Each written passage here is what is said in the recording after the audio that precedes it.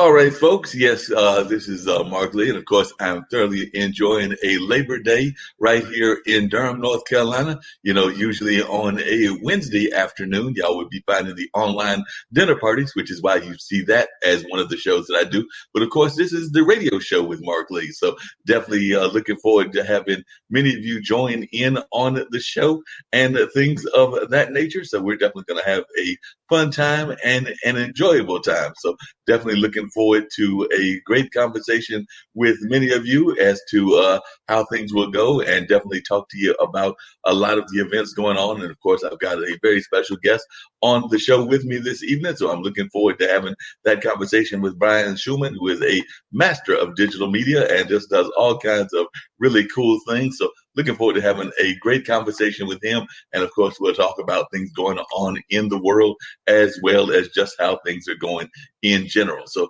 definitely looking forward to that. But I actually started off the show a little bit off kilter and did not start with the intro. So we're going to go back to the intro. Then I'll come back with some comments on some things that are going on, and then we'll bring Brian on. So right now we're going to have that intro coming on, which is about the radio show. And then I'll be back with more comments.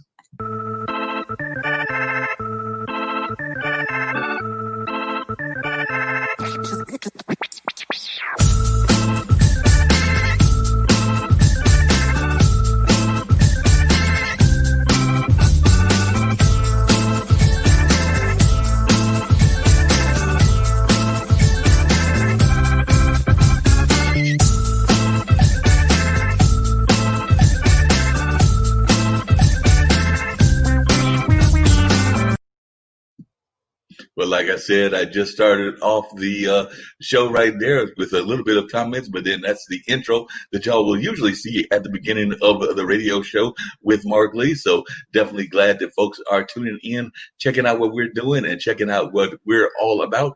Of course, this is Labor Day weekend, so a number of folks are out there getting their picnic on, getting their cookouts on, getting things of that nature on, because a lot of times this is considered the end of the summer season for a number of folks. They consider this kind of the end of the summer season and kind of the milestone end. But of course, with all that's going on in the world with COVID and everything else, a number of people are not doing the usual things that they usually would do because they're staying at home and doing things along that line. So definitely, I saw that a number of folks, including a friend of mine that I just went and grabbed a bite to eat with, was telling me that they were not going to go check out the cookouts just because they were not in that kind of cookout mode. And I know sometimes folks are not in the cookout mode for whatever reasons they might not be wanting to do these things. So a number of times folks are doing things along that line.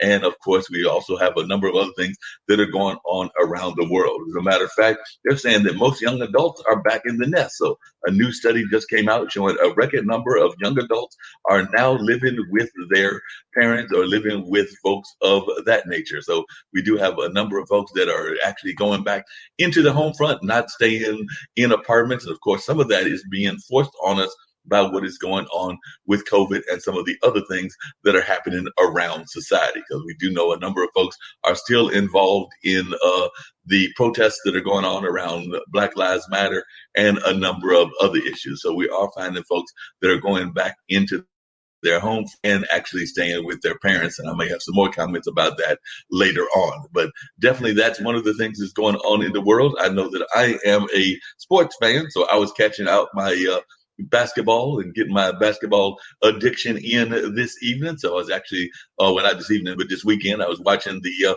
Lakers not up their series, and I think that they've got to play again on Tuesday. And then the Clippers, who I'm actually rooting for since I went to school with Doc Rivers, they actually lost game 2. So all of the series are tied up at 1-1, except for the series that Milwaukee is involved in. And that one, they actually managed to escape getting swept. So they are down 3-1. So still have a significant ways to go. And along that lines, we'll see if they can pull off a miracle, because no team ever apparently has come down from 3 back. So we'll see if they're going to be the first one.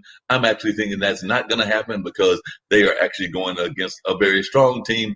And I just don't think that Miami is going to roll over and let that happen. But hey, stranger things have happened in the world of sports, in the world of life, just in general. So like I said, I know that some of y'all were trying to figure out why I had the Godfather symbol up there on my symbol, but I've got Brian Schulman on. I've had the pleasure of popping in on a couple of his shows. He's just an amazing gentleman, definitely involved in the digital world, and just somebody whose spirit I really do enjoy and seeing all the time. So definitely glad to have Brian on with me, and we'll talk a little bit about digital media, how he got involved in that, and much more. But definitely, when I saw that he is considered the godfather of LinkedIn, I had to tease him a little bit by putting that up there and everything. So, Brian, I'm glad that you could join me. Like I said, when you and Tim invite me to get my social dancing on, I always have a good time with that, and I always have a good time whenever y'all invite me to come on. So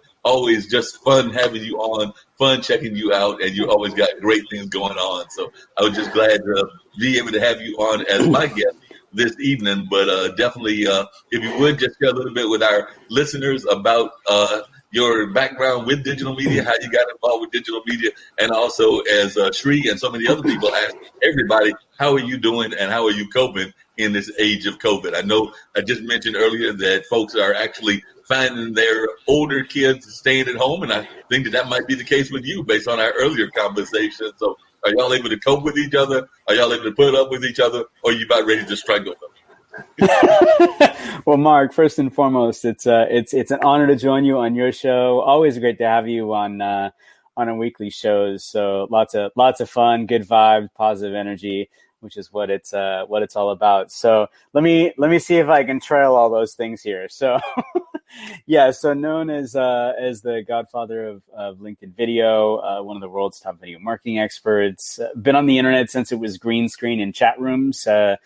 And 21 years of proven digital marketing experience, strategizing with IR 500 and Fortune 500 brands across the globe. I'm a Forbes featured entrepreneur, a LinkedIn top voice, founder and CEO of Voice Your Vibe. Serve on a number of boards. I'm a trusted advisor to mentors and mentor to founders and companies across the globe. I was named a 2019 LinkedIn Video Creator of the Year, one of the world's top LinkedIn video and LinkedIn Live creators in the world. And outside of COVID, a sought-after international speaker who does speaking engagements throughout the year. Speaking of live shows, my LinkedIn Live shows have been featured in Forbes, Thrive Global, and in July of 2019, actually, we broke the LinkedIn Live record of broadcasting live for more than 4 hours. Wow. Yeah. And then through workshops and one-on-one mastery coaching, teach founders and C-suite execs who want to find their voice and show up, but don't know how to voice their vibe, attract their tribe, and tell a story people will fall in love with on LinkedIn through video, either live or native. Wow, there's a lot of great work that you're doing. I know a lot of folks will be very impressed by the kind of things that you're doing and everything.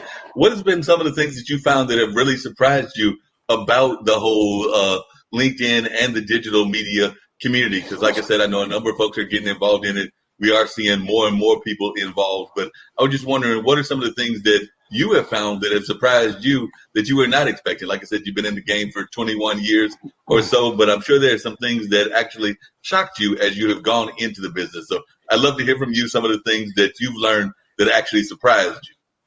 Yeah, for sure. So I think it's interesting, when you think about a platform like LinkedIn. So like I've been on LinkedIn every day for the last, it'll be 17 years come December. The platform is 18 and a half years old, and so much has changed in such a short period of time. I mean, digital is just constantly evolving, and it's a blink of an eye and time goes by. And so we've certainly seen a crazy evolution where, again, in the case of a LinkedIn, where it started out with 1 million people on the platform when I joined, now you've got over 675 million people, which grew 15 million from November to January alone. That's like pre-COVID, right? Where everyone is online, right, over the last 6+ months. But of those 675 million, you've got probably 250 million that are quote unquote active, meaning you've got a profile. You're not creating any content or anything, but you're there, if you will, right? But it's only around single percentage points.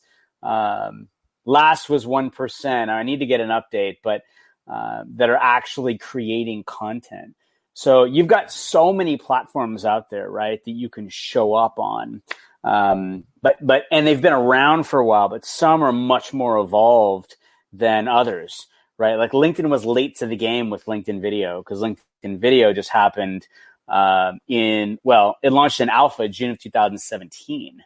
LinkedIn Live launched just last year around February. So they were behind the game, you know, if you will, compared to other platforms. But like anything, when you go to these digital playgrounds they build for you, if that's your home, like that's where you live, when everything new comes, it's like this new shiny penny, right? Not really looking at, oh, they're behind these or those. It's more like, oh, we have this now. So it's, I would say, you know, LinkedIn has definitely evolved so much in just the last handful of years alone, especially with video, because it really changed the game, Mark. I would say it's the first time it became human with a heartbeat. And I don't mean that it wasn't like that before. I'm just saying before that, it was, you were showing up in your proverbial suit with your suit speak and no video, right? So you were sharing articles or writing articles or posts or what have you. And it was just all business. But when video came out, it became human with a heartbeat for the first time. And it became personal and emotional and real, you know? And it was really interesting, dynamic, exciting, heartfelt. And it truly did change. I mean, it changed everything for me. It changed my life, which we can talk about in a little bit. But yeah, so I think just when you think about the digital landscape as a whole, whatever the platforms are, right? And for example, we're broadcasting across multiple platforms, right? IBM TV, and we're on Twitter and Facebook, and it's so many, right, that you shared with me. So the beauty about technology evolving is that it allows us to be able to connect in ways that historically we weren't able to do, right? And in times like these, now more than ever, especially in a pandemic, which no one ever could have expected, we can't go to the conferences we'd go to. We can't go and meet with prospects and clients and partners and friends. And you can't just go out and have lunch or dinner with people. It's an ordeal, right? If you can do it at all. So we all have that natural need to want to connect with one another. And I do have a degree in psychology. I won't get all psychobabble on you, but we naturally we want to have that connection with people, right? That human connection. It's so important.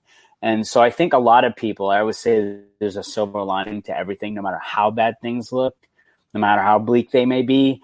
In this case, right, I think people are now looking at things like we're doing right now, whether that be broadcasting live through live streaming or pre-recorded video or getting on other technological platforms like Zoom and others, which allow you to have conversations, missing the physical touch, right? But everything else is there. It's an incredible gift. And I think people are realizing, wow, this isn't something that I looked at before and said, yeah, maybe I'll do that. Now it's like, no, I need that. I crave that. I need that connection, right? Yeah, we all need that connection. There's no doubt about that. The one thing I was curious about was you're over there in California. I know that Tim Sohn, your partner in crime, is over there in Pennsylvania. So I'm sure a number of folks will be curious as to how y'all met and how y'all connected and things of that nature. He's actually watching right now. I'm seeing he's giving comments and everything. So he's definitely watching and checking out what we're saying and giving us both shout out. So definitely appreciate Tim watching and catching what's going on. But I'm sure a number of folks would like to know how y'all met. And the other thing, whenever I've watched you and watched Tim, I don't know if you have any background in comedy, if you've ever done any comedy or anything of that nature, but y'all definitely have a natural comic flair. And I actually have some friends that are stand-up comedians. So I don't know if that's anything that you've ever worked in or thought about working in, but if it's not, you should consider it. All right, so let me answer both of those. So we'll start with Tim. So Tim is my producer. He is my partner in crime. Tim and I actually met through mutual friends, and we actually met in person for the first time at the very last conference of the year pre-COVID. It's when COVID started getting talked about. It was Social Media Marketing World, and he's amazing. He really is amazing. And I love him with all my heart. He's just such an incredible guy, and he's got two amazing daughters and a beautiful wife, and he's he's got this great personality. Like, he's very dry, and yet though, and he's punchy. Like, he's very quick. So that being said, in terms of the comedy stuff, so here's a little background for you guys. So I was actually I was a pound and a half miracle baby that wasn't supposed to live. I grew up with a neurological disorder called Tourette syndrome, which are uncontrollable tics and twitches. So I was weird pretty much my whole life. And sharing the story and dealing with a lot of bullying growing up, and I was always the outside kid, and last to get picked and all that kind of stuff. It was hard. I'm not gonna lie, it was hard. And it wasn't until like high school that I started to slowly break out of my shell. But the comedy part is interesting because most people that have Tourette's, there's three things that I find to be in common, one or all. For me, and I was on medication for a while growing up, which was basically to be a calming mechanism. In the height of my Tourette's, and I still have Tourette's, but most people wouldn't know if you didn't know what to look for. But in the height of my Tourette's, I was somersaulting from room to room, jumping up and down, making lots of auditory noises, facial expressions, intense neck twitches, wrist flicking. A lot of times they would commingle. So, and again, you're not aware you're doing them and you can't control them.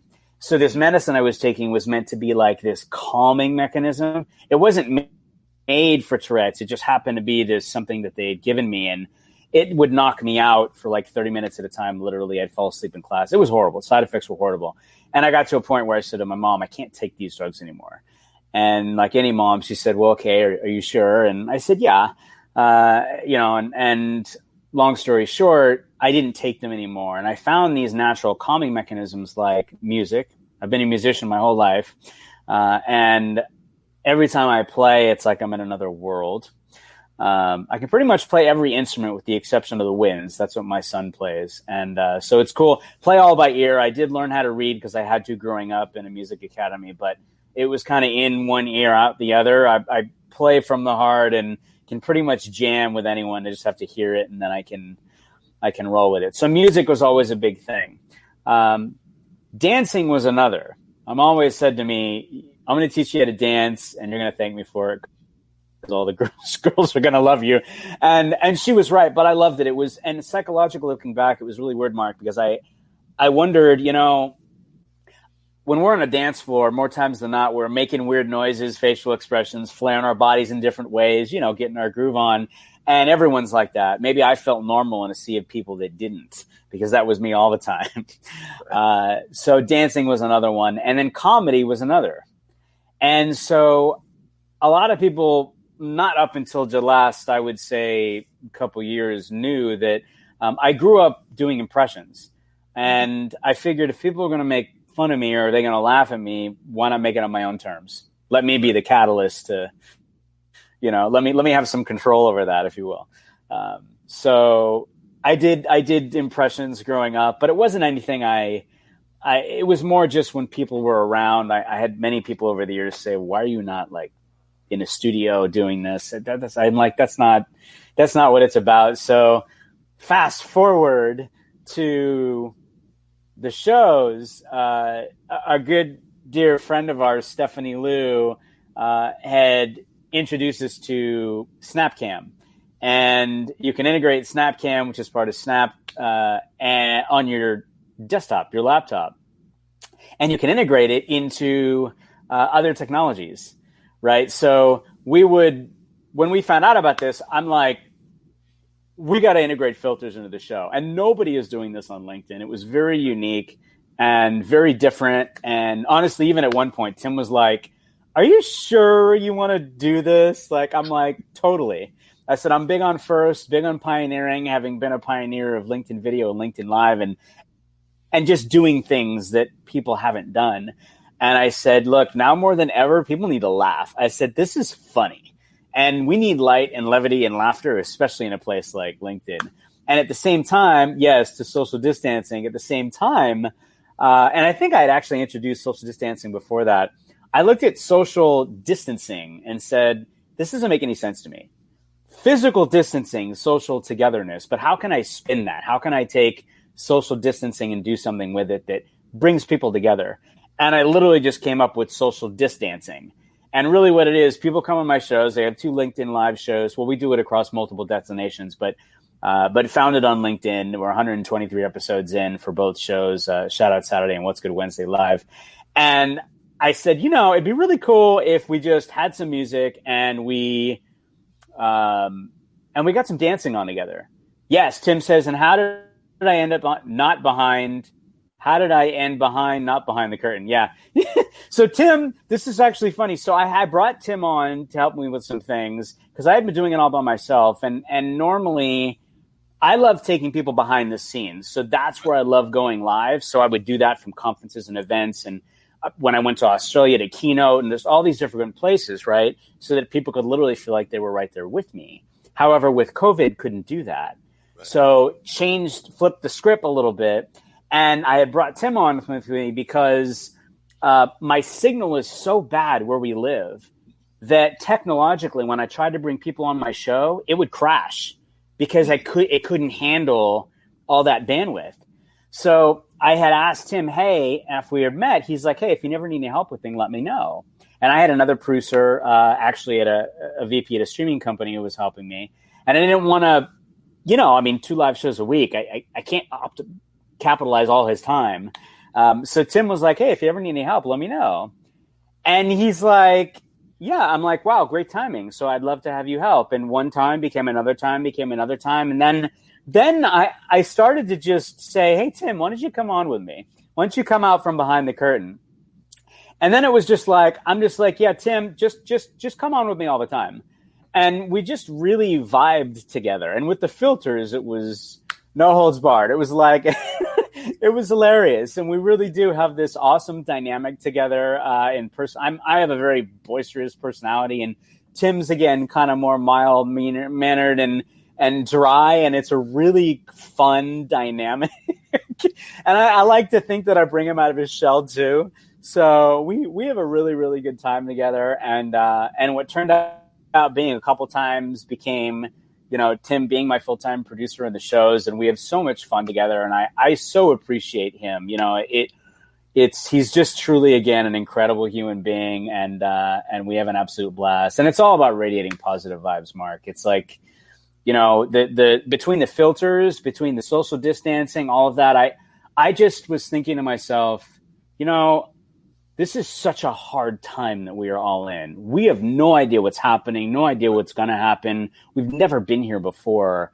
What can I do to help? How can I give, right? How can I lift people up? Because my why is to inspire one person a day. And so I'm always thinking, like, how can I do that? And we've done that. We've done that every single show. And because people have told us that. And that's, yeah, y'all have done a great job. I've really been impressed. And y'all have created almost like this amazing village. I know y'all got, I'm trying to think of her name, the young lady from Houston, because she's actually appeared on one of our shows here on IBM TV. And the name was almost coming to me, but it didn't quite come there. But I know she's got the vote, if that helps you any, but she's got the Veronica Jeans. Yeah, our e-commerce queen, Veronica Jeans. Yes. Yeah, I love her. Yeah, but she was on one of these shows, but what y'all have created is so global. Like I said, I think partially because it's on LinkedIn and various other platforms, but you have folks writing you from London, from other parts of the world. So it definitely helps us connect, because I agree that so many of us are staying in the house and we're not doing enough of that connecting that we used to do pre-COVID. So it definitely is opening us up.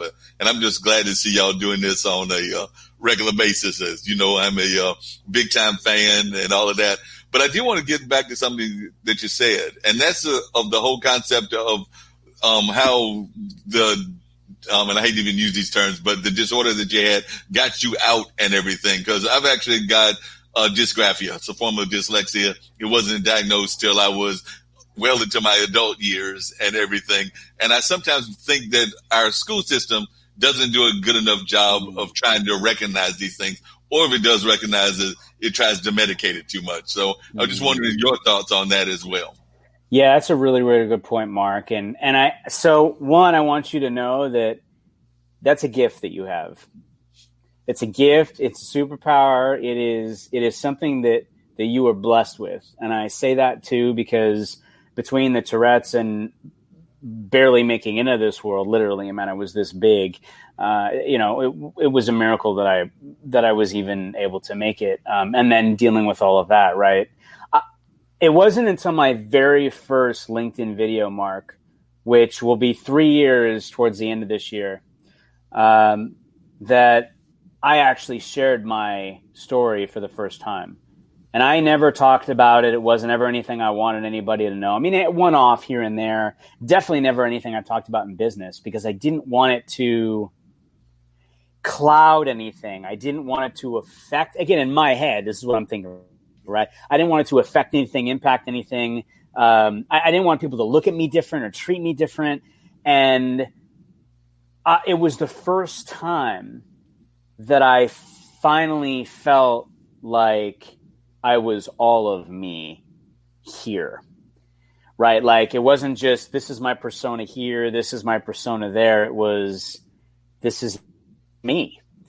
And it was really emotional. It was really hard. It was scary. I was scared to all get up to do it. And all the love, support, and encouragement that I got, so many people saying how inspired they were, and thanking me for sharing the story because it helped them in what they were going through.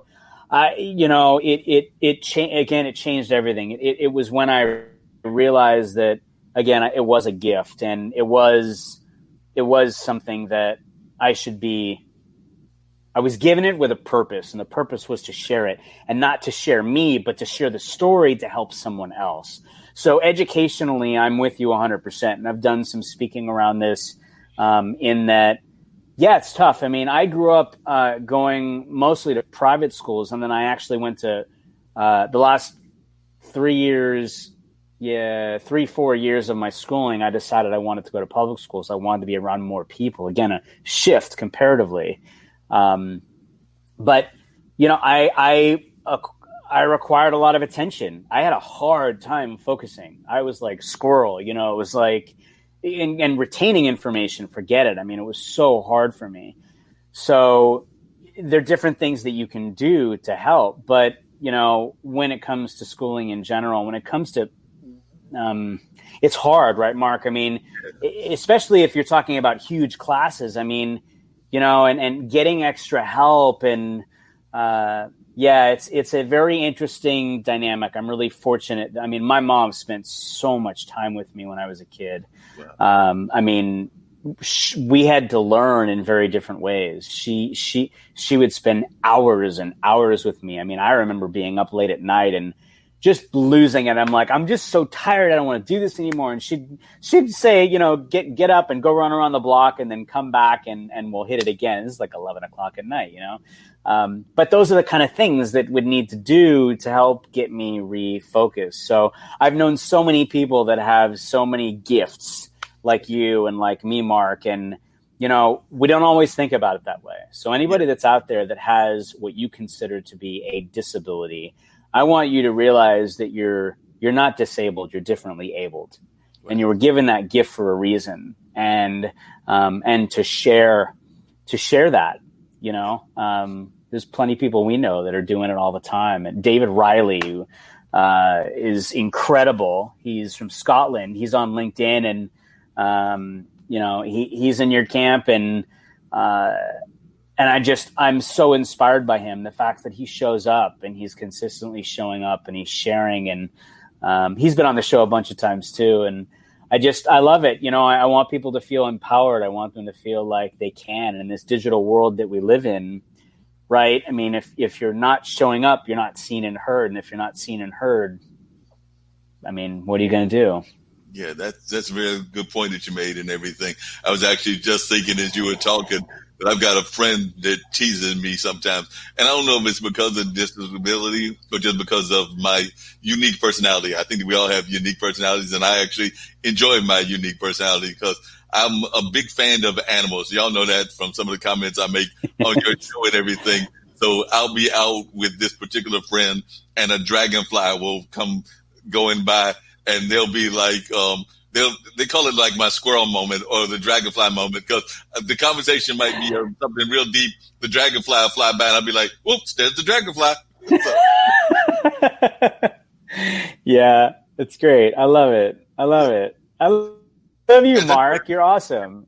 Yep. Sometimes you're just observing things, and sometimes those observations might come out of nowhere to the average person. Because I think that's why that particular friend teases me. Because, like I said, the conversation might be around one thing, but then something else distracts me, and it centers my attention away from that. So I think that happens on occasion. Absolutely. And so I've got a couple of friends that tease me about that. So they are used to it, because I think they've gotten used to that as being part of the nature of my personality.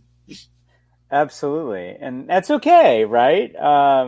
So Tim wants to know what you're serving at the dinner party tonight. Well, the dinner party, we're going to have to figure out something, because actually I just did not change the title, because the Monday show is the radio show with Marc Lee, and I had not made the change and everything. So I actually didn't go correct that, Tim, just to make sure that folks know they're on the right show, because Monday night or Monday afternoon is the radio show with Marc Lee, Mullins Music and Memories, which is the later one, and then Wednesday is the online dinner party, complete with the trivia game. So definitely, if you sit there, you can watch the trivia game. I had a contest where you had to guess a historical figure that was had a lion as their pet, and I will tell you that they were from France. So that ought to narrow it down some, but I've mentioned that to a few folks, and of course you can go back and watch the back issue and find out who that person was. But so far I've had 4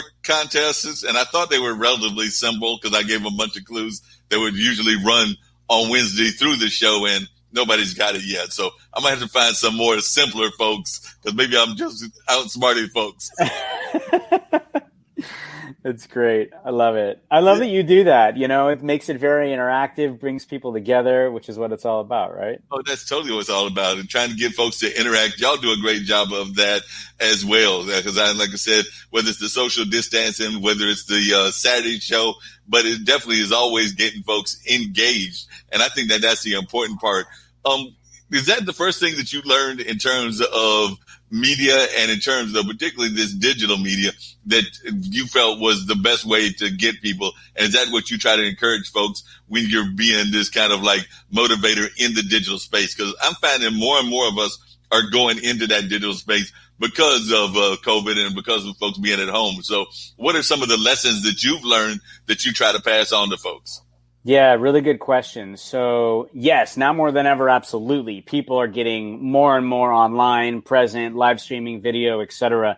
But I will say, I mean, I think that the important part is realizing that, like I say, these companies create these digital platforms, right? These digital playgrounds, if you will. And then we as the kindergartners decide to show up and play. It's our choice, right? So thank you, Tim. David is incredible. We decide if we want to go play, right? But every one of these platforms is about one thing and one thing only. It's about the people, right? I mean, they don't become what they are unless the people show up, the people engage, the people come together. And I always say incredible things happen when people come together. So 100%, I think for me, it's always been about, again, in the later years, I want to bring people together. And I've always looked for ways to do that, be it physically or be it digitally.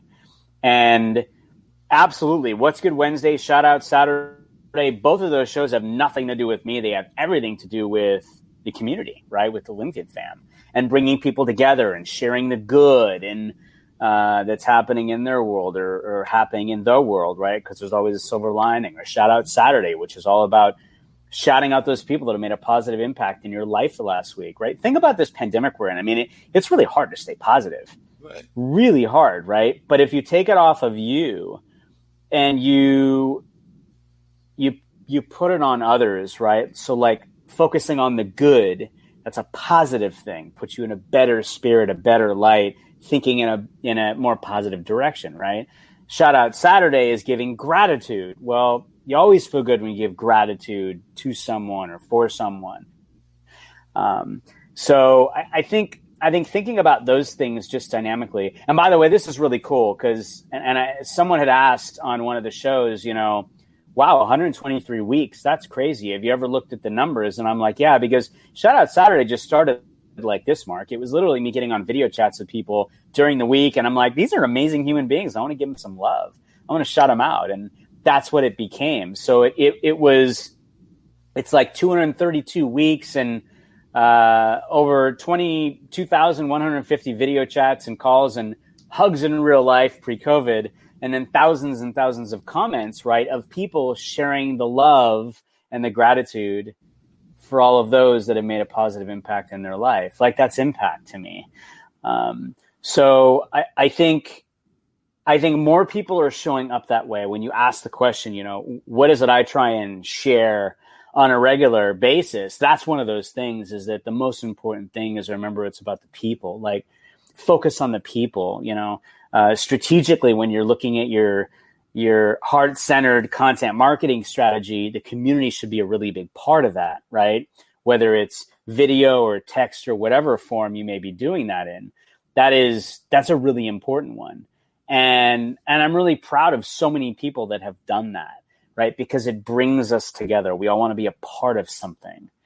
And I think that's an incredible way to be able to do that, whether it's live or otherwise. But live is definitely superseding native or pre-recorded video. I remember, because you're a fan of metrics too, this was pre-COVID, but HubSpot did a study that said 54% of consumers want to see more video content from brands and businesses that they support.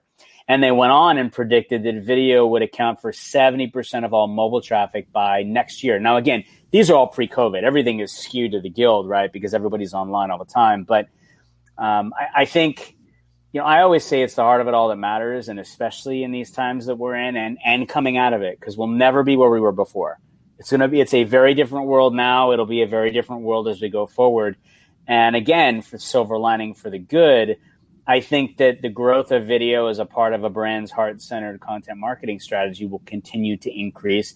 I do think there'll be a continued concentration on LinkedIn for sure, because more and more people will start to realize that it's heart first, human first. It's about the people. It's before the role, the title, the job, the company. It's about being human with a heartbeat first. The more people that get that and realize that's how you build relationships, no matter what platform or no matter where you are, right?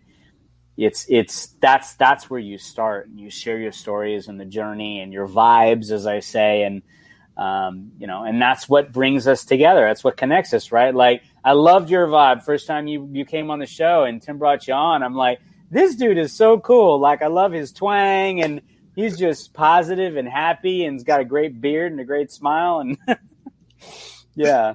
Thank you. I appreciate that. Definitely. That's the way I felt about you as well. I'm sitting there going like, I got to find a way to get to Brian so I can actually meet him in person. Because like I said, I was feeling that same spirit and that same vibe with you. So definitely the love is definitely shared across the platform. Like I said, I just think Tim is amazing, and I've definitely grown to love you as well. So I just think y'all are some great and amazing folks. What are some of the things in terms of the digital platform that you see that are errors that people make that they should correct? Because like I said, you've been in this game for a while. So what are some of the things that you see that you would like folks to correct, or that you try to point them in a more positive direction at? Because I know you're all about positivity and me as well, but I do know that there are ways that we can all improve. So what are some of the things that you see that you would like folks to improve on? Yeah, so I think, and I'm gonna focus on LinkedIn for a second, just because I think it's a really important thing to note on that platform. Positive is important because positivity gravitates positivity. More importantly is what I just mentioned in how you connect with people, how you build your relationships. Start with a human first approach. Don't just start jamming business down people's throats. Like, you wouldn't ever walk to somebody, in person. And yes, Tim said, don't be a salesy weirdo. You wouldn't just, it happens all the time. I have thousands of invites in my inbox at any given time. And I would say normally there's rarely any personalized invites. Thankfully, it started to change. The challenge is this.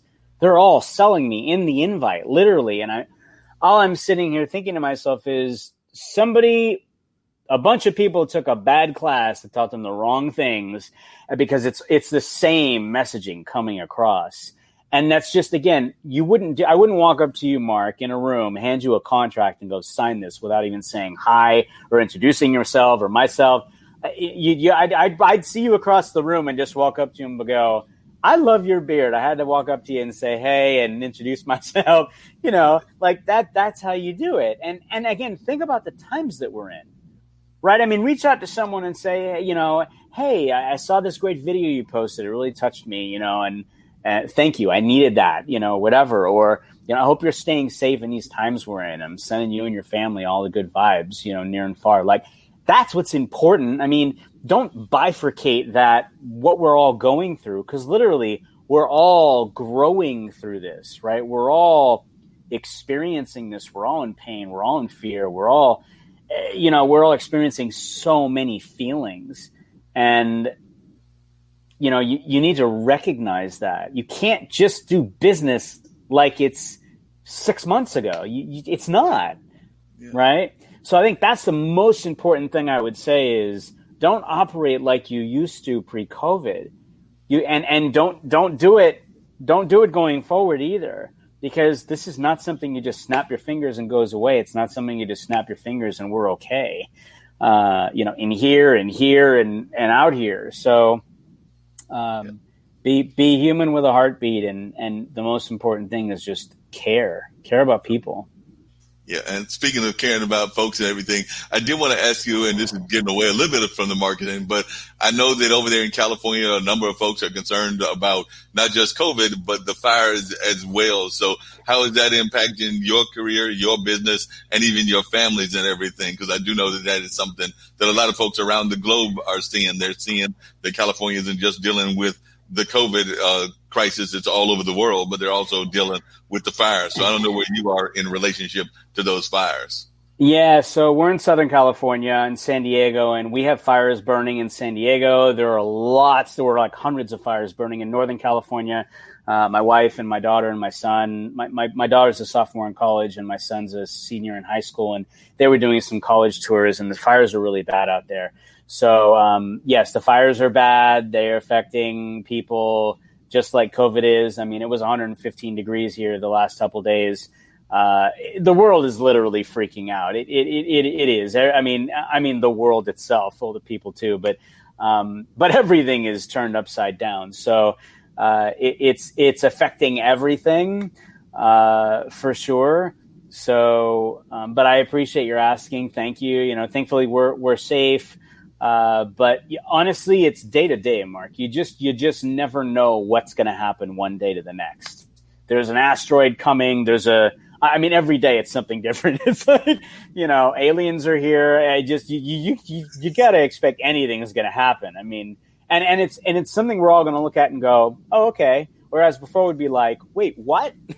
Yeah. Now we expect, okay, anything's going to happen. Anything can happen, you're right. I did hear about that asteroid that was on its way. They say that it's going to miss us and that we'll be all right. But then, it's liable to graze us because science is not always exact. So right. I'm not going to be surprised if it doesn't graze the earth or do something else weird. And it did too. There was actually, I remember reading about this, aside from the one they're saying is coming, that it already happened once. They didn't even know it was happening, and they only were able to realize it after the fact. And they said it was so close. It's wild. Yeah, and it's just weird altogether. I know I was reading yesterday about the I think it's the typhoon that's getting ready to hit Tokyo, and and millions of people evacuate there. So it's not just here in the United States, but it's globally that we're seeing a number of things that are kind of off kilter or kind of weird and everything. So I think that you have to have that kind of personality that you and Tim have, where you just kind of like roll with the punches, but at the same time try to be. I also have a little bit of an activist spirit in me as well, and to some degree, I think both you and Tim do also. So I think that you kind of roll with the punches, but you also exercise some of that activism in whatever way that activism is going to be exercised. I know that I've got a number of friends that have been involved in everything from labor movements, but the Fight for 15 to BLM, Black Lives Matters movement kind of stuff. So I'm definitely about trying to support them in one way or the other. Sometimes it's out there actually doing the physical marching. Sometimes it's just being a behind the scenes person to give them help in whatever ways I can. So do you consider yourself an activist as well? Or do you consider yourself something that's not something that you do a lot of? It sounds like you're very activist in terms of like dealing with health and even academics in health. So I was just wondering, when you think of yourself, do you think of yourself as an activist? I think of myself as a supporter of humankind. And so, in terms of the death of George Floyd and just everything that has happened. I mean, you think about literally everything that has happened and continues to go on. I always say you have a voice and a story that matters, and that your voice and story can positively affect, impact, and inspire another human being's life by showing up and, by using that voice. And I think there's so many different ways to do that. And I have done that. I've been on different shows and been a part of different conversations, whether it be around Black Lives Matter, be around women empowerment, it be around so many different things. I just announced today I'm going to be a part of a global conference, which is all about women empowerment, which I'm honored to be a part of, amongst some other great things coming up. So, yeah, I think, again, if you have a voice, I always say use that voice for the good, right? You got to have those conversations, and they're not always easy. They're not always fun. But the more conversations that we have together, which is what it's all about, right? It's coming back together, recognizing things and recognizing people, and that, yes, all lives can't matter until Black Lives matter. It's so hopefully it answers your question a little bit, but no, that definitely answers my question. It shows that you're definitely a person that's out there concerned about those issues, and definitely are finding a way to use your voice, whether it's around women empowerment, as you just said, or whether it's around Black Lives Matter. But it definitely shows that you're one who is passionate about these issues and everything. I said earlier I was going to ask about this, but how are you coping with the children being in the house and everything? Because, like I said, there are 4 of y'all there. I think you were hoping that at least one of them was going to be off in college, but that hasn't quite happened because they are still in the house, and who knows whether the high school one will make it to college based on what's going on with COVID and everything. But how are y'all coping as a family? I mean, definitely everything I've seen is just like Tim's family. It's a very loving family, but I do know that y'all were probably looking ready to let one fly the nest. Yeah, I mean, my daughter, like I said, is a sophomore. She's actually in junior college. She had gotten accepted to 9 schools across the country and decided to bank her scholarships, and it was a really adult decision, and save her money and then transfer. So obviously it's all physically dependent upon how we come out of this in terms of timing. But I think both the kiddos will fly the coop. I'm excited and sad at the same time. And they're both digitally in tune just from a schooling perspective. Thankfully, their schools jumped pretty quickly in evolving, whereas others didn't know what to do or how to do. So I'm really, really grateful and thankful for that. And they both seem to be, I think it's always tough, especially for kids, not to be able to be with their peeps all the time. But they have those opportunities, they're safe and have those opportunities to get together with their friends in safe environments and such. So that's good too. But that's something too in this whole pandemic where, again, silver lining, people are spending more time together as a family. They're also pulling their hair out more because it's like, you're where there was a big gap during the day. Well, now you're all together. But as my dear friend Winnie Sun was saying on one of her shows the other day, she's like, find those spots that you have to to do that work, right? And it's not your bedroom, it's somewhere else or whatever it is. And it's kind of like working from home, like to find those spaces and those times. And it helps to make things a little bit easier in transformation. Yeah, so we're good. We're good. That's good. I'm glad y'all are doing good. Now, I'm a sports fan. I mentioned that earlier. I've been following the Clippers. I want the Doc to get one more title. He got one with Boston. I know that's a tall order because they got to get past Denver, and Denver looks like they want to give them fits. And definitely, if that happens, they got to get past either the Lakers or Houston. So that's just to make it to the championship, much less what might face them out of the other conference. But I was wondering, are you a sports fan, and do you have any certain teams that you root for, either in football, basketball, or baseball? Or for that matter, I know one of my producers is all into cricket because he's from India. So I don't know if you follow any of those sports, either international sports. Well, I grew up in LA, so I grew up going to Dodger games and Laker games. I didn't go to Kings games. My wife's a huge hockey fan, which is a whole other dynamic with what's going on. Like months of hockey every single day. Like she's loving it. But yeah, honestly, ever since I had kids, it was like, okay, this is my focus. It's like I took time away, wasn't focusing on sports and everything. And I always love big games. Like I watch the Super Bowl, we'll watch the end of seasons and such. But I've caught a couple bits and bytes from a hockey point of view. I did go to a couple Clippers games growing up, but that was a long time ago. So yeah. Well, the Clippers are an interesting team. I don't know about you, but like I said, I've watched over the last couple of weeks some of the NBA games, and it's just kind of surreal watching the fans watch from their home because you see them holding the dog, you see them dropping drinks, and you sit there going like, it adds a nice little touch to it, but it's also a weird touch. Yeah, I was going to say it's an interesting dynamic, right? The fact that I remember watching a couple baseball games actually just because they happened to be on, and I'm like, I'm going to check this out. They've got the cardboard cutouts because there's nobody in the stadiums, no matter what sport they are. So they've got all the cardboard cutouts, which is really funny. One of them showed Bernie from Weekend at Bernie's, if you've ever seen the movie, like, as a cutout and like, and they're digitally chiming in fans so that they can root on as if they were in the stadium, which I thought was really, really cool to do. So I think it's awesome how they've done what they can, not only for the fans, but for the players, right? Because the players are used to lots of noise and all of that as a dynamic in the game. So I like how that's kind of morphed. Just like we talk about schooling and having to change and all of that. By the way, shout out to all the teachers and parents who have become teachers in these times. Like, I think there is a much fonder appreciation, a much deeper appreciation for teachers now more than ever, which I'm so glad about. Again, silver lining, and hopefully they're paid appropriately because of it, because parents now understand,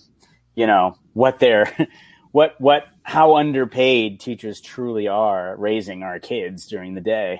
Oh yeah, there's no doubt about that. I think it was the director or the producer, Shonda Rhimes, that made a quote about that when COVID first started, because she had made a comment about that she now had a greater respect for teachers and that they deserved much more money than they were actually getting paid. I forgot what figure she may have thrown out there, but she definitely, as one that is in that Hollywood kind of environment, understood that teachers are way underpaid and definitely need to get paid a lot more. So I agree with you on that we got to get the teachers some better pay, as well as a lot of other folks that are underpaid.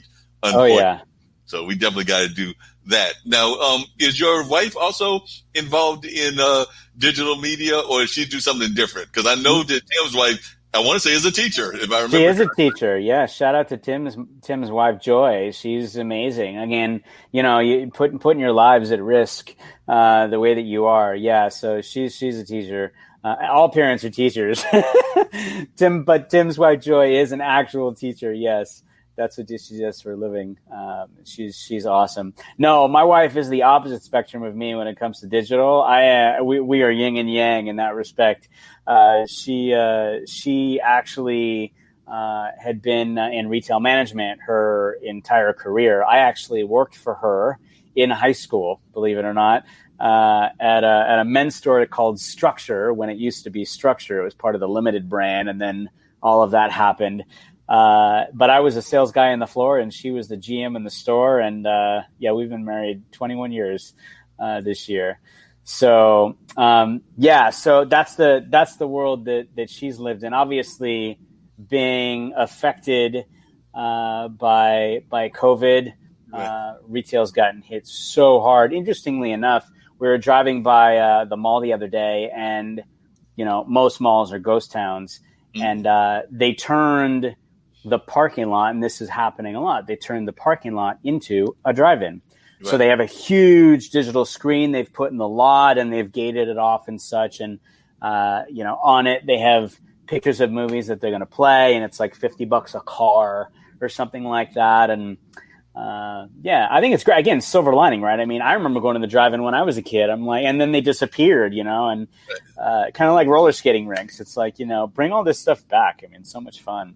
Yeah, the roller skate rink, I would have no problem with bringing that back. Of course, I'll probably be on my backside. So I might try to still put a roller skate on, but I know me, I would probably be sitting there on the butt, sitting there going like, I can't believe that I'm sitting here and I just fell down.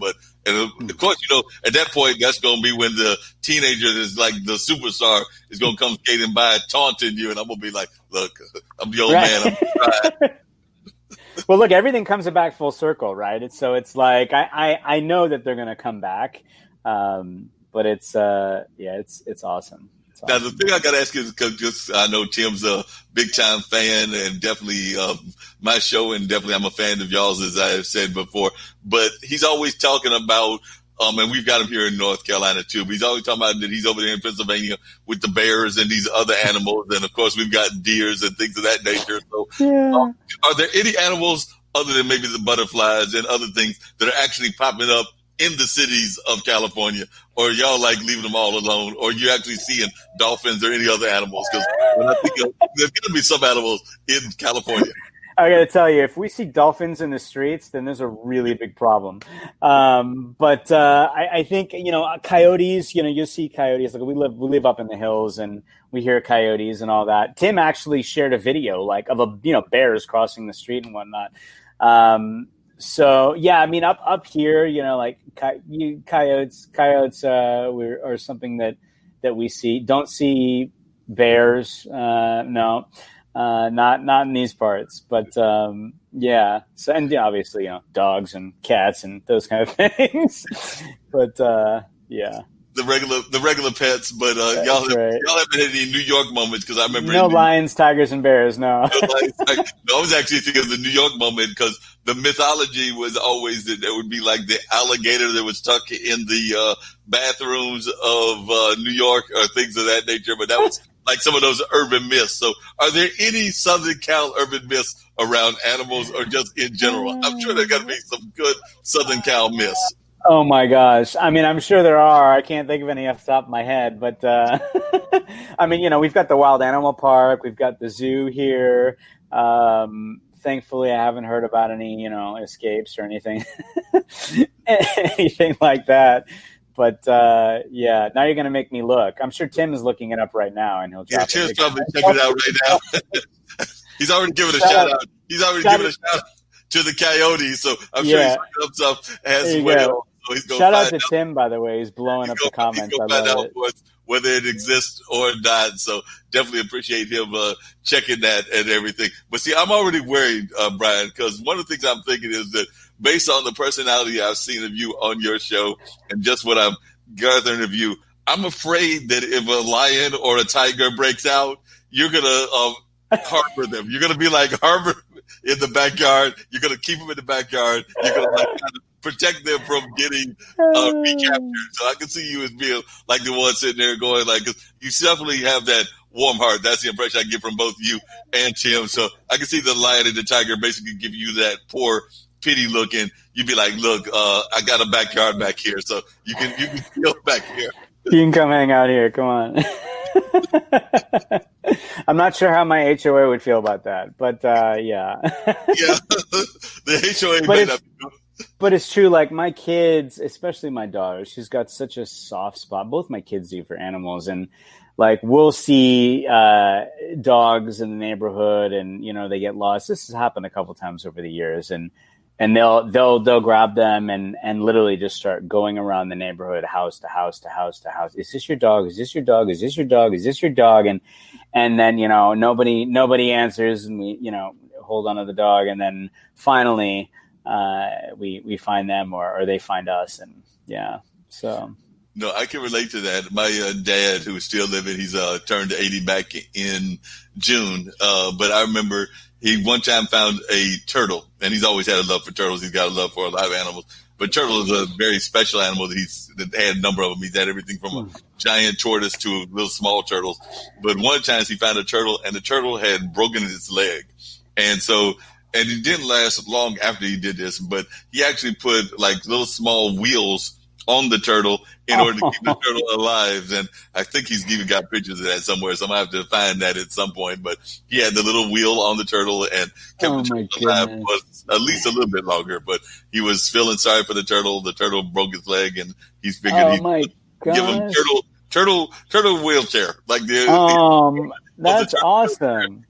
I remember my kids. So we used to have ivy all over our house, and there would be little nests. And I loved it. We had little nests of birdies, and Jim, right? Who let you out of your cage, Jim? So it fell, and there was a baby birdie, and my kids were little. They were little, and I remember. I had pictures, and I had wrote stories about it on LinkedIn. I'm sorry, on Facebook, because I saw it pop up in my memories. And, just my kids with their huge hearts, the babies. And, we tried to do everything we could to help. And, so it's, I think, soft spots for animals. That's really cool, though. Baby turtle with the wheel. That's awesome. Yeah. Yeah, it was just great. Like I said, I got to ask Dad if he still got the picture of that, but I know that I had it at one point and he had passed it around. So I need to dig through my emails or also see if he still got it. Because like I said, that was a number of years back, but he definitely did that. And unfortunately, his big land tortoise, which was he kept in the backyard in a doghouse, but that was Buttercup. So like I said, we never were very original in naming our animals. Like I said, I don't know where Dad came up with Buttercup for the name for the turtle, because I don't remember it being like a really Buttercup kind of color or anything. But just to tell you how unoriginal we were with dogs and everything, and if Tim was here on the call with us, he'd get a kick out of this as well. I know he is, in terms of like checking us out online and everything. But we had 2 dogs. One was black, one was brown. Can you guess their names? Blackie and Brownie.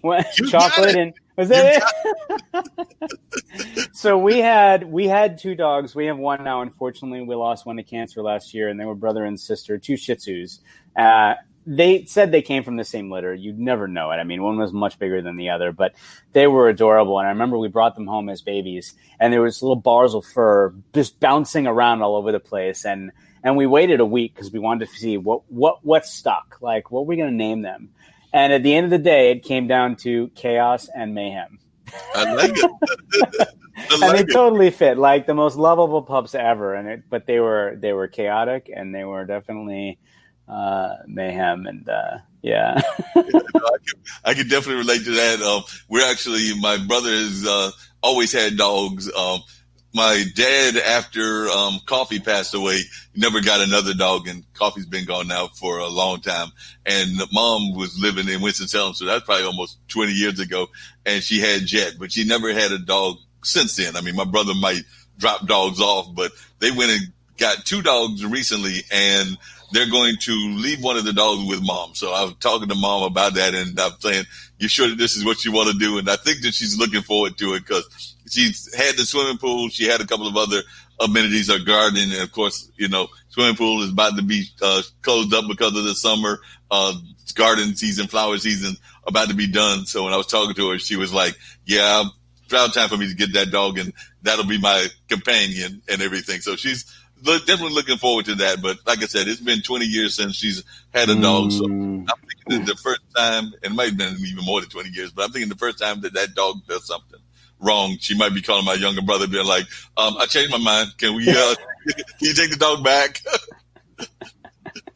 But I think it's a no return clause. I think it's a no return. I think so too. I will say though, like animals are amazing. You know, I remember saying to my wife, and I had a dog growing up as a kid, and was around like 13, 14 when he had to go on his way. And I had said to my wife, I knew when we got our pups, I'm like, I'm just dreading the end. I'm dreading the end because I know, especially with kids, you know, I know how hard that is. And not to bring us on a downer, but my son and I, we took her to we didn't want her to suffer any more mayhem, and we both took her together to put her to sleep, and it was hard, but it was good. You know, we spent the time with her, and we both were there when they put her down, and we had a good cry together, and stayed after, and you know, I think the important thing is to remember all the memories, right? It's about the journey and all the time that you have together, not the end.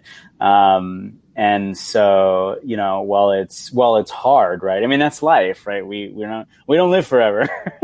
We don't live forever. So we have to enjoy the time that we have. We have to make the most of the time that we have. And, so, wait a minute, Brian. We don't live forever. I was going for 200. I've already told Tim. I set this goal of 200. I mean, it's next to impossible. Hey man, if you figure that out, give me some of that my way. Well, like I said, I'm trying to figure it out. I think I told my dad that because, like I said, he just turned 80. And I think I wrote either this year or last year when he turned 79. I was like, I need to figure out your secret to the fountain of youth. And he wrote me back with like some little slick answer, like something to the effect of, it's very simple, but if I told you, then you might not be surprised at what it is or something like that. So it was very kind of suspect the way he gave the answer, because it was kind of like, basically, it was almost like the spies that tell you, I can tell you, but if I tell you, you might be in trouble. Right. I love it. Like, there's got to be a solution. You got to be able to tell me what it is. I know there's an answer there somewhere, but you're so right about pets. Like I said, Dad's not had coffee for years, and so, but I still remember even when I was living with my younger brother, and we lived one street over from my dad at the time, and literally when he would start his car or my dad would start his car, coffee would come sprinting out of the house, jumping into the car, and basically be looking at you like, where we going? I know where we going. That's awesome. You could leave without me? I love that. So, you know, the animals are just wonderful, and I love the spirit of animals and things of that nature. But coming back to the digital media and everything, and I do want to get ready to wrap up with you very shortly and everything, but how can folks learn more about the different things that you've got coming up? How can they learn about the different projects? You mentioned the women's conferences you got. You mentioned, I'm sure there's some other ones. But what are some of the things where folks can catch Brian at? And also, if folks are wanting to do something with LinkedIn, because like I said, I told you before, I'm thinking there must be, speaking of secret codes, there must be a secret code in order to become a LinkedIn influencer, other than like applying about a dozen times or 100 times, and then maybe they pull your name out of the hat. But there's got to be some secret, because like I said, not just here on IBM TV, but on a number of other platforms, I've had friends that have been like, I keep applying, I've not gotten in yet. So there's got to be a secret in order to be a LinkedIn influencer. So if you share some of those with us, I'd appreciate it. Yeah, sure. So in terms of LinkedIn Live, so LinkedIn Live is it's something that's actually still in beta. It's being piloted. It's live streaming with, I'd say, a few broadcasters. There's less than 500 of us out of 675 to 700 million people on the platform, so worldwide. So the feature isn't available to all members or pages. But if you want to request access to become a live video broadcaster on LinkedIn, I will share the link. I'll go back and replay, Mark. You'll just let me know where I can go, probably the Facebook side. So I'll share the link to where you can apply. What I would say first and foremost is don't be discouraged if your application is denied. Please don't, because most people's applications get denied multiple times over and over and over again. So that would be the first thing to just know is, okay, hey, you're just like everybody else in that respect. What I would say, though, is if your application is denied, Here's a couple tips. Tip 1 is go live on other platforms. So show LinkedIn that you're already creating video content, live video content. So I suggest live streaming on Facebook, Instagram, YouTube, to name a few. Make sure it's set to public so that Tim is killing me. So that you can share those links in your application. It's a pretty lengthy application, and you want to share that kind of stuff. So that would be tip 1. Tip 2 is create native videos on LinkedIn. You want to create and upload native videos on LinkedIn and show LinkedIn that you know how to create videos. Now, the cool thing is tip 1 helps you accomplish tip 2. Use your live video broadcasts and slice those up into micro content, 60 seconds or less, for LinkedIn video clips, right? And make sure you call that out when you share it. Great show today, episode 123 on Facebook, YouTube, and yada, yada, right? And share that on LinkedIn, right? Sorry, we weren't able to go live on LinkedIn. Don't have access yet, but we keep applying, right? That way they know. So definitely realize tip 2 helps you do tip 1. And then tip 3 is engage on other live streams on LinkedIn, right? So when you engage with other people's live streams on LinkedIn, it grows your tribe. You'll better understand the feature. It also shows that you're invested, right? Also ask to be guests on LinkedIn live host shows, right? Because the worst thing that happens, you got a 50-50 shot. They're going to say yes or say no. But if you don't ask, you're 100% in the no. Right. So always ask. When you show up on other people's live shows, as Mark knows, LinkedIn sees that, right? And it tells them the type of vibe that you have and how you flow in conversation. They want to know that too, right? 4 is don't be discouraged. So take actions on 1, 2, and 3, those tips I gave you. And then reapply, share those links to your shows, keep those things in the application. And in the meantime, go and support others, build your tribe. Again, go back, engage in the post, let them know you're appreciating their content. You don't have to be there the whole time. Just show up, give some support, slam those reaction buttons, hang out for a little bit, and then you can roll out. So that's around LinkedIn Live. If it's in terms of LinkedIn in general, like if you've been on LinkedIn for years, but you just look at it like a digital resume and a place to look for a job, and now you realize it's this full-on engagement platform. I had a LinkedIn Jumpstart course that I created last year with a dear friend of mine, Rob Balasabas, fellow creator and just a very dear friend. It's a 15 free lesson course filled with nuggets to get you what I would say newbies to LinkedIn started. So even if you are new, and it's linkedinmasterclass.thinkific.com. Again, I'll share these for you, Mark, and so that you have them, and then we'll put them in the comments.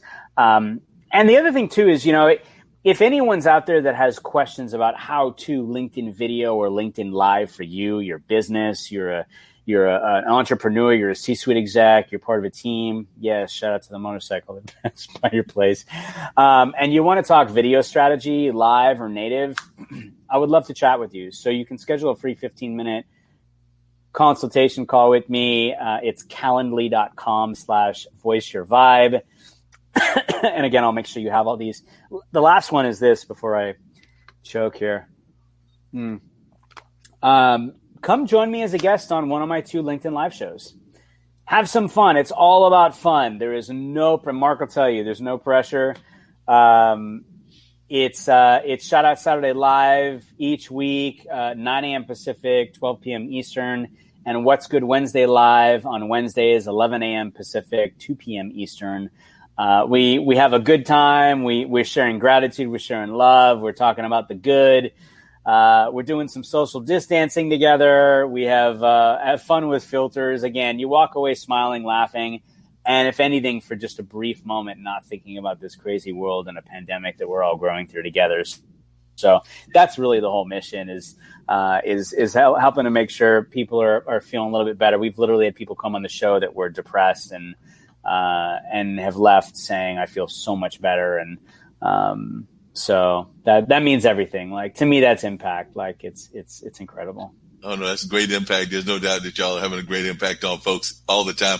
I do have to tease you about something because I'm thinking it's a California thing, because we have a guy that comes on our Tuesday show. They do a whole celebrity thing on Tuesdays on one of our IBM TV platforms, Henning Morales, and he's always talking about his tribe as well. So I'm beginning to think this whole tribe thing is a California thing. Do all you folks in California think about tribes? Well, again, my company is Voice Your Vibe. I always say your vibe attracts your tribe. And and we all have tribes, right? We all have tribes that are literally out there waiting for us. All I got to do is show up, right? Show up and voice your vibe. And that's what you're doing, Mark. And that's what I do. And that's what I love. And I love inspiring other people to do too, because I think a lot of times we're out there going, well, who's going to care what I have to say? Or, I don't know how to show up. Or the reality is you just all you got to do is be you, right? I mean, that's the most important thing is just show up and be you. Because being yourself is the best thing that you can be. You don't have to overthink it. Thank you, Tim. I appreciate you, man. Shout out to the fun. Yes, the tribes and the vibes and the hot dogs and all the things. So yeah, just know that everyone has different vibes. Gary Vee had a great post this morning. He said, so many stay in one lane. And I say this too. It's awesome. I love that we have that same wavelength. Or they're about one thing. And every time they're out there posting in whatever form it is, it all looks the same. And he said, we all have many sides to us. As I always say, we all have different vibes. And feel free to expand on those, because the more sides of you that you show, regardless of the platform, especially, the more opportunities you give yourself to meet and connect with people, and your niche, right, as a personal brand is just being yourself. It's just being you. Yeah. And yeah. Yeah, that's so important, to be you and to connect with folks in that way and everything.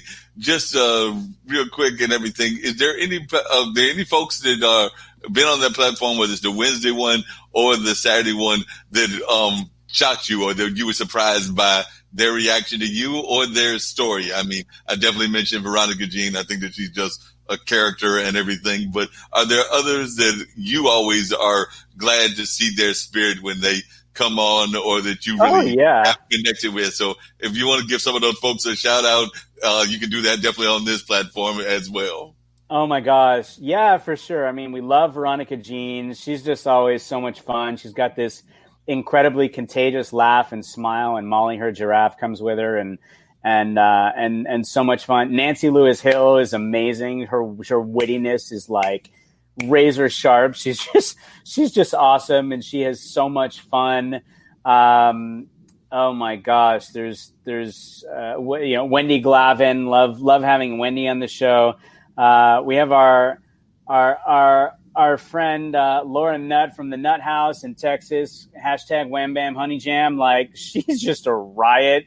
There's I mentioned David Riley. Like, there's so many people that show up on the show, and we have a good time together, and they have Rob Howes, like, just people that come on and have got they're just exuding all this awesome energy and good vibes and fun. And, it's interesting. I mean, Tim and I both have come on the show, and there'll be days where we're just not feeling it. It's a hard time in this pandemic, and one of us will lift the other, or our guests, more importantly, will lift us up. The other day we had, I think, 12 guests on the show, and it was just such an awesome show and so much fun together. And again, lifting one another's spirits and having fun. And, right now more than ever, we need that. I think it's the most important thing. Like, we need to laugh more. We need to smile more. It's okay to cry. It's okay to get angry. It's okay to feel like it's just, there's no end in sight. But I think personally, I've found that it's the opposite that helps me get through it, which is, I mean, I've definitely had my moments of losing it and breaking down, but the laughing, and it feeds my soul, and I know it feeds Tim's soul, and so many others, both that I've mentioned and others that have showed up. So, I always recommend people show up, and come on the show and have a good time with us, because it's fun. It's different. It's not what you expect. We have people that'll show up in the comments and they're like, what is happening right now? Like, what the heck is this? And I love that, right? Because it's something you just don't, especially on LinkedIn, you don't expect to see. You don't expect to see Michael Jackson. You don't expect to see bananas and fruit and underpants and like the most random things. Shout out to our friends at Snap for all the cool filters that we use on the show that make us laugh, right, and everybody else. So they definitely make you laugh. There's no doubt about that. And you're right about the impact that they have and everything. Because right after I appeared on your show and everything, I think it was the last time I appeared, which would have been last week, I actually got a LinkedIn comment from one of the people. I don't think that they were one of your guests or anything of that nature. And definitely I'm trying to see if I can pull it up, what their comment was. But they were basically saying how much they had enjoyed my appearance. And like I said, it was just a brief appearance that I had on the show, but they were saying how much they enjoyed it and how much they enjoyed my energy. I think they were talking about my voice and things of that nature. So like I said, after I had appeared there last week, and I think they sent me a note on LinkedIn. So I agree. It's definitely something that can catch that folks are paying attention to, even when you think they're not paying attention. Because like I said, it was one of those, they wrote me a quick note, and it was a very good note. Like I said, I had not been, I think I might have even had a slow week that week, or it might have been a week of a pick-me-up to some degree. So when I got that pick-me-up from them and everything, it was just real powerful. So I was just glad that Mark, they were able. You have an amazing voice. I love your voice. You just got this, the deepness and the twang to it. You got this like love in your voice. It's like a big hug coming for you. But it's cool. Like, I appreciate you saying that. And speaking of the whole thing with the Snapchat, I still have not mastered that. I have it on my laptop. I'm still trying to figure out how to get the little figures to go so that I can play and everything as well, even on this show and on the dinner party. All I've gotten so far is the little emblem and everything, but I haven't figured out how to make it actually work so I can turn into frogs and elephants and whatever else. So right now, I just have to satisfy with my little playful alligator. I love that. I'll bring an alligator to the party. We're gonna get you and Veronica on at the same time with your alligator and her giraffe. But it's cool because like people really, they'll come on and they'll be like, we want to do that too, and they'll go and integrate SnapCam and want to come on the show and do it too. And like it's a really cool thing. And there's even people that, because I mean, my shows are all about bringing people in from the comments. Like those are the guests. And there's some people that'll show up and I'm like, yeah, come join us on the show. And, we're going to poke the bear a little bit, and then they'll hop in there. It's the first time they're on a live show and they're like, oh my gosh, what's going on? And afterwards they're like, wow, that was so cool. Like that was so much fun. And it made them feel good and they had a good time. And again, that's what it's about. Or people that'll join the show and, for the first time and be like, wow, this is cool. Like it's something that we're not having to think about, again, all the craziness. And you even said something earlier, Mark, where, people from around the world, I mean, the last show and all the shows, but I mean, last Saturday's show, I mean, we had people from Morocco and New York and Cameroon and Brazil and Hawaii and Africa and Portugal and Saudi Arabia and all across the States too. But like, it's truly an amazing thing, again, technologically, to think, wow, what an awesome way for us to be able to come together and be on exact opposite parts of the world, right? And be able to impact one another and just have a good time together, Oh, yeah, absolutely. And just to let you, I did find it. I found the email. It was some lady named Rosalind Krieger, and she said, He said, hi, Mr. Lee. I really enjoyed your segment today with Brian Schulman and Tim Sohn. I'm interested in the online dinner party and your radio work. I used to host a radio show in Toronto. So we've actually been communicating back and forth, but that's who it was. She was, Yeah, Rosalind she joined the show in the comments. She saw the show for the first time last Wednesday. and she was like, "This is amazing. This is so much fun." And she came to the second show on Shout Out Saturday too, and had a blast. So yeah, it's great. I mean, just again, you meet so many amazing people, and then again they show up, and then they want to show up again and again and again, and because it makes them feel good, and that makes us feel good that they feel good. And we'd love to have everybody on this show. We had a guy that joined us from India, and his connection wasn't great, but he said he had been quarantined for 7 or 14 days. Tim remembers. And he's like, "This is the first time I have felt good through this quarantine." And he said, "Thank you." And I'm like, that's amazing. I mean, that's what it's all about. That's what it's all about. So if we can just lift people's spirits a little bit during these times that we're in, this is the gift that I can give, that we can give, is we can make people laugh and lift people's spirits. And again, at the same time, like Tim and I are doing that for each other too. So it's we're able to feel it, and give it, and help others.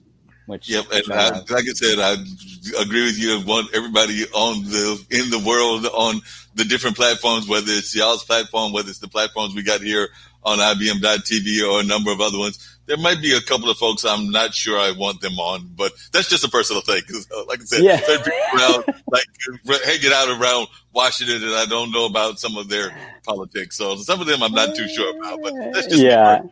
No, I feel you. And that's, again, like the whole purpose of the show is it's fun, right? It's like share something good or give a shout out, social distancing. It's really clear cut. It's not, hey, let's talk about politics or, religion or what. No, this is let's talk about the good, share the good, and give gratitude and again, have some fun, right? And again, it's a different dynamic. It's unique in its own way in so many ways. And again, I love that about the shows and I think people do too, because again, you don't have to think, it's not intense. It's fun. It's good. It makes you feel better. And that's what we can do. Job of doing that. It definitely makes you feel better. I just love, like I said, your energy and everything. As we wind down, if there's any words of advice that you would just give people in general that can uplift their spirits. Like I said, y'all do a great job of that. You make me laugh all the time, both you and Tim. But if there's any words of encouragement or anything that you can share that you want to share with our listening audience that might get them to lift up their spirits, in particular, they're going through a hard time, not just with COVID, but maybe they're going through a health crisis, a divorce crisis, or some other crisis in their life. But I think that people like you with your spirit are always able to get us on a more positive mindset. So I don't know if there's something that you can share that you would want to share that might help uplift people. Look, life is hard sometimes. I think we all realize that in general, but especially over the last 6 months that we've all been growing through with COVID, it's not easy. It's okay that it's not easy. It's okay if it hurts, if it's hard, if you break down, if you need to take a nap, if you feel like everything's crumbling around you. Know that we all feel that way, truly, and we all have felt that way. But know that you're not alone. Know that you can reach out. You can reach out to friends. You can reach out to people. You can, you're not growing through it by yourself. And all you got to do is pick up the phone or go to the keyboard or whatever it may be, and just reach out, right? And by the way, know that you can do that for other people too. If you're feeling a vibe, yes, Tim, now more than ever, if you're feeling a vibe and it's not that usual vibe that someone has, reach out and say, hey, how are you doing? I just want to let you know I was thinking about you. I want to send some love your way. Let's hop on a video chat. Let's get on a call. It'd be good to see your face or hear your voice. I would employ you all. Come on the shows. I think you'll feel better. Or if anything, just come watch the show and join in the comments and engage with the tribe that shows up. But come on this show, because you will have a good time. You always feel good when you're dancing. You always feel good when, like I say, when you're giving gratitude or when you're talking about the good. And remember, there's always a silver lining. Trust me, I know from experience. Like whenever things look like they are falling apart around you, usually that means you're growing the most. There's something good about to come. But more importantly, just know that you've got people around you that care about you, and that you are in it together with others, and it's something that you can talk about with others. It's not something you have to wonder, again, if you're going through other hard times during that we're going in. I mean, everybody's experiencing tough times. So, yeah, you're not alone. Yep. We're here for you. Yep. Definitely. I would definitely urge people to go check them out and everything. Those shows are just amazing and everything. What's the quickest way folks can find you, Brian, if they want to catch you on Wednesday or on Saturday? You did give the times, but if you want to give the links or ways that folks can reach you, if you remember those off the top of your head, then we can definitely share that with folks, because I do want folks to come and check y'all out on a regular basis. I do know, and I'm sprinkling this on both you and Tim out of nowhere and everything, but I do know that IBM TV, which I'm part of and everything, is looking for content. They've got about 50 hours of content right now, and they're hoping to have 100 hours by the end of the year. So if either you or Tim want to bring your platform on to here on a regular basis, I'm pretty sure I can speak for my producers in saying that we would welcome you onto this platform as well. So just let me know. Yeah, I would love to chat with you about that. Would be honored. Would be absolutely honored. So let's definitely talk about that. Yeah, but you can connect with me on LinkedIn. That is my home. Again, it's where I've lived for almost 17 years every single day. Shout out to Stefan, who just showed up. He's been on the show before. He's amazing. He's got some awesome shows, by the way. But yeah, so if you go to linkedin.com/in/Brian Schulman, that's my channel. If you send me a personalized invite, say, hey, Brian, saw you on the radio show with Marc Lee. That way I won't miss your invite. That would be great. I'd love to connect with each and every one of you that is watching either live or in replay. That would be wonderful. And yeah, it's usually that's the best way. That's the best place to connect for sure. So much love to you, Marc. I'm so honored to have been your guest. Thank you so much for welcoming me and asking me to be a guest on your show. Honored to be with you and your tribes across all the platforms. And thank you to IBM for being able to join you. And again, yeah, I would love the opportunity to chat about bringing the shows to this platform as well.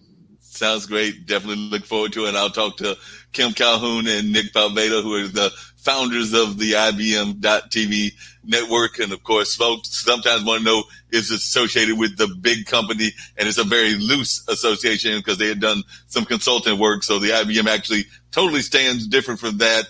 And it's a totally separate platform, but some do sometimes try to want to make it the same company. And they've done some work with that company, but it's totally separate from that platform and everything. So just to let folks know, but yeah, we have all kinds of great programming, including one that I think you would really enjoy, but it's some friends of mine from Colorado, and they're doing a show called Talking Upstream, and it's basically them whiteboarding ideas. So they're creating like their own podcasts, their own sitcoms, their own TV shows, and it's literally you watching them whiteboard, and through the powers of the internet, you can comment. I know I have a field day commenting because they were creating a ghost story yesterday, and I was giving them all kinds of ideas for what the ghost should do or should not do. So, like I said, that's every Sunday. I think it's like around 4:30 to 6 our time. So 4:30 to 6 East Coast time. So what's that? 1:30 to 2 or 2:30 to 3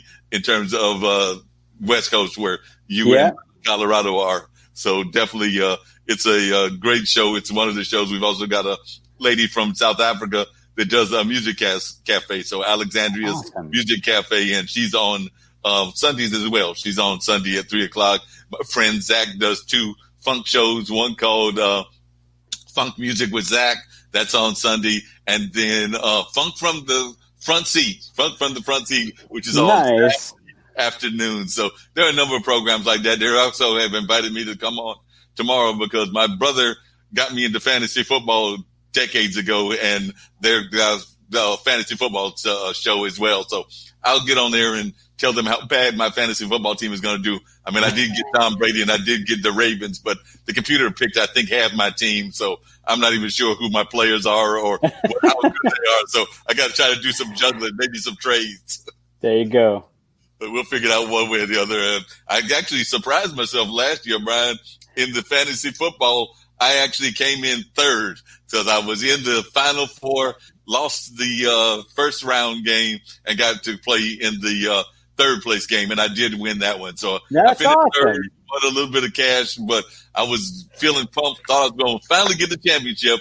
Didn't happen. So maybe 2020, with all the weirdness that's going on, maybe I can be part of the weirdness and I can win a championship this year. There you go. Well, I'm sending you all the good vibes for that. Please do. I love the positive vibes, and you're always sending me good vibes on a regular basis. You and Tim are just truly amazing, and I do love both of y'all dearly. I definitely consider y'all part of my tribe, and I'm glad to be part of y'all's tribe as well. So glad that you were able to join me. And like I said, I'll talk to you about seeing about getting the Voice to Your Vibe, as well as some of your other shows on whether it's Shout Out Wednesday or Shout Out Saturday, or what's the one for Wednesday? You just said it. What's Good Wednesday? But yeah. What's Up Wednesday? But hopefully we'll be able to get y'all on some of these platforms as well, and just increase the tribe, because I'm all about trying to increase the size of tribes. So hopefully we'll make that happen. But you were a truly amazing guest, just like Tim was when I had him on. So I was glad to be able to finally get you on. And you know that whether it's this one or whether it's one on a Wednesday, the actual online dinner party, that I will have to get you back, because you were always a fun guest, and I'm glad to be on your show multiple times. And I had to get both you and Tim back on one of my platforms whenever y'all are available, because I just consider y'all to be like my brothers in spirit. So definitely I have a couple of brothers in spirit throughout the world, but y'all are definitely two of my brothers in spirit. We love you, Mark. We do, man. So appreciate you. Thank you so much, my friend. No problem. I'm going to go let folks check out a couple of these comments and maybe make one or two comments to wrap up the show. And then I've got to get ready to do my other one. The good news, Brian, is that I don't have to do all three of them, because usually on I would be doing three of them. I'd be doing the Marc Lee Radio Show. I'd be doing the Mullins Music and Memory Show. And I would be doing my live podcast, which is the more traditional, what I call radio-like podcast from 7 to 9. But my partner in crime on that one, Dean, he was like, no, I'm having a cookout. I'm taking Labor Day off. You might not be, but I am. So he wants me to have at least one of the three off. So I will get a little bit of a break after about 6:30 or 7 o'clock, because usually I'd be going straight for about 7 or 8 hours of content creation. But today it's only going to be about 4 to maybe 4.5, 5 hours. So I will not have to worry about those last 2 hours. There you go, man. There you go. Well, all the love to you and everyone watching. Stay safe out there, and looking forward to seeing you all very, very soon. Sounds great. So I'm going to let Brian slide on out of here, and then I'm going to share some of the comments that Tim was giving us and everything, because he was definitely having some great comments, and I appreciate Tim for watching us. And he was saying that I didn't know that Brian actually has a zoo in his backyard. I'm not buying that, Tim. I don't even know why you tried to pull my leg like that. And shout out to the painting behind Brian Schulman. And yes, I am a big fan of paintings, love paintings. Yes, catch Brian. He's a super fan. So definitely can say that. And I'm a super fan of theirs as well. And of course, we already heard about the motorcycle. And of course, we've got to go to all the places and all the farms. And of course, there's a number of other things that Brian was, Tim was sharing as well. Shout out to all the investment. Yeah, investments is very important in whatever business you got going on. You got to go with those investments. And of course, there were a number of people that were shouted out as well. So, and of course, we are all about shouting out the fun. It's all about the fun. No doubt about that. Definitely appreciate the fun. And then we got shout out to the, we got shout out to the tribes and the vibes. And of course, the hot dogs. Yeah, they love them hot dogs. They'll be glad to know that I just ordered from the produce box, and hot dogs are on the way. So some real hot dogs. They did not get here in time for Labor Day, but I will be having me some hot dogs in the very near future. So I'm looking forward to those hot dogs coming my way. And then, of course, we got shout out to more people, including Veronica Jean and Wendy. Yeah, as a matter of fact, I got to get Wendy on the show, too. I've been telling Wendy that I want to get her on. Wendy is just an amazing person, and her whole family is amazing as well. And, of course, we've got these number of other great folks that were also being mentioned as well. So definitely we're seeing a lot of great comments. Tim was just on top of it left and right. So definitely appreciate Tim for sharing his wisdom. Of course, he got to give a shout out to his favorite hot dog because he just loves that particular one. So of course, we got to give shout outs to that.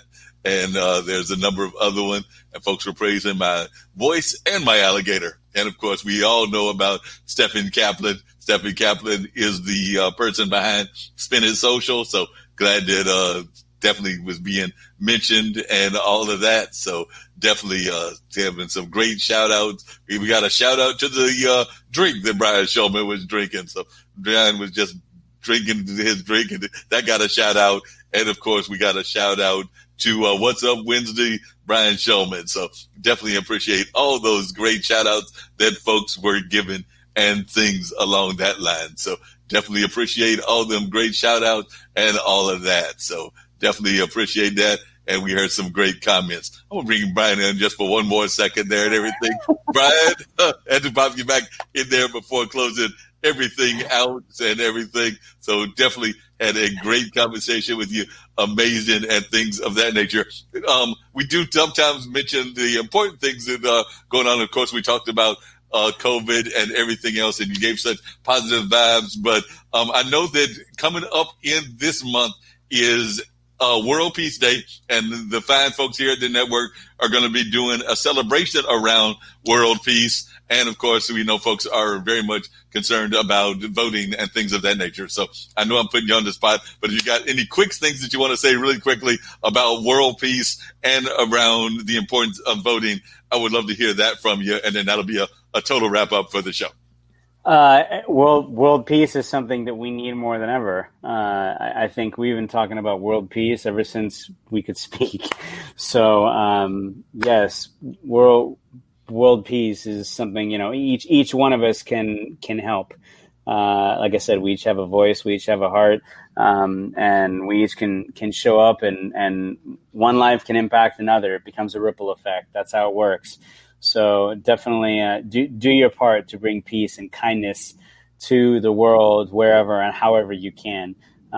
Simple, small acts of kindness never get unnoticed. So whether it's something simple like opening the door for someone, or reaching out to give somebody a call, or putting a nice comment, or telling someone they have a nice voice, right, Mark? Yes. I've run out of water, so I'm going to lose my voice in a second. But yes, it's shout out to what was that? Peaceful Coding? Shout out to Peaceful Coding. Sure. Tim's shout outs everything. Yes. Shout out to Tim and the typing. So yes, and show up. Show up in all means of both things that we're talking about. It's so important to show up. So that's what I have to say. Definitely, please make sure you show up. Yep, definitely appreciate it. I definitely think we need to show up. That's very important. Folks always say that they are concerned about what's going on in the world, whether that's on the local level, the state level, or the national level. But as folks have told me throughout my life, nobody really has a right to complain if you haven't done your part, which is actually exercising your voice in terms of exercising your voice with the vote. So like I said, whether it's that or whether it's some of the more other kinds of activism, you really can't complain if you haven't done your part. So I definitely think that everybody needs to get out there and show up. Don't just make it a point of saying that you are concerned about whatever your issue is. And I know we've all got different issues that are our passion issues, but whatever that passion issue is for you, you can't really talk about what folks aren't doing for you if you haven't done your part. So we definitely have to do our part as well. And it's something very simple. I mean, it doesn't take that long to either go to the mailbox if you're going to do the mail-in kind of voting and things of that nature. And even though it might be a long line, at the end of the day, that's not going to be long compared to what you're trying to gain. So definitely, whether you're going to show up at the polls or whether you're going to do mail-in voting or however you're going to get that vote done, I do urge folks to get out there and get that vote done, because I don't think we can really make any kind of complaint if you haven't done your part. And that's something very simple that we can do in this democracy that we live in. So I would definitely urge folks to get out there and get their votes in as well. So that's my closing thoughts on that.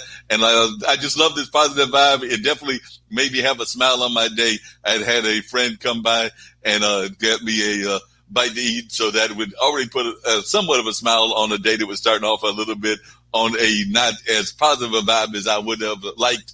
And then Brian and this whole conversation of about an hour and a half just was like the topping on the cake, and definitely gave me a warm smile. Definitely helped me get through the other show that I'm going to do, and that will just make the rest of this day and the rest of this week go by really well. So I want to thank you again, Brian. You are a great friend, and definitely glad to have you here on the show with me. So definitely, I just want to thank you for appearing here on the radio show with Marc Lee, and I definitely want to let folks know that I'm looking forward to catching up with you in the very near future, and definitely look forward to hopefully one of these days we can actually catch up with each other in real life, in person, and actually get to meet each other and have a good time with each other in real time space.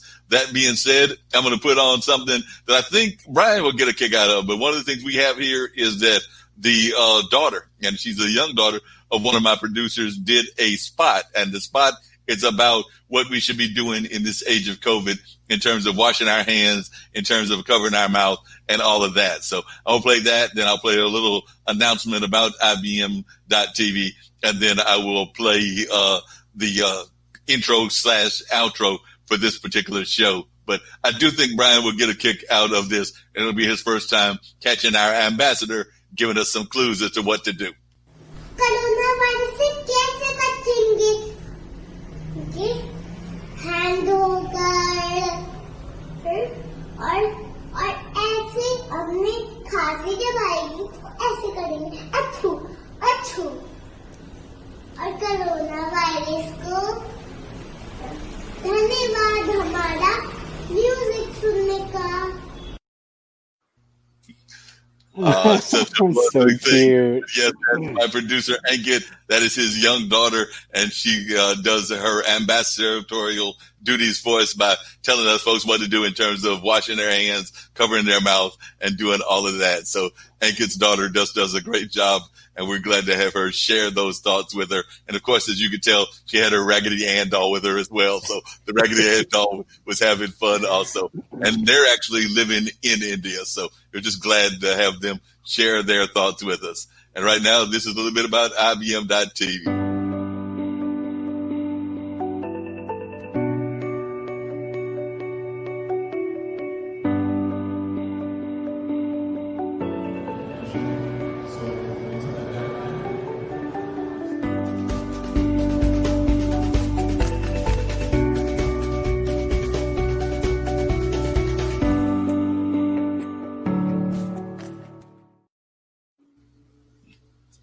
And one more once I get to the radio show.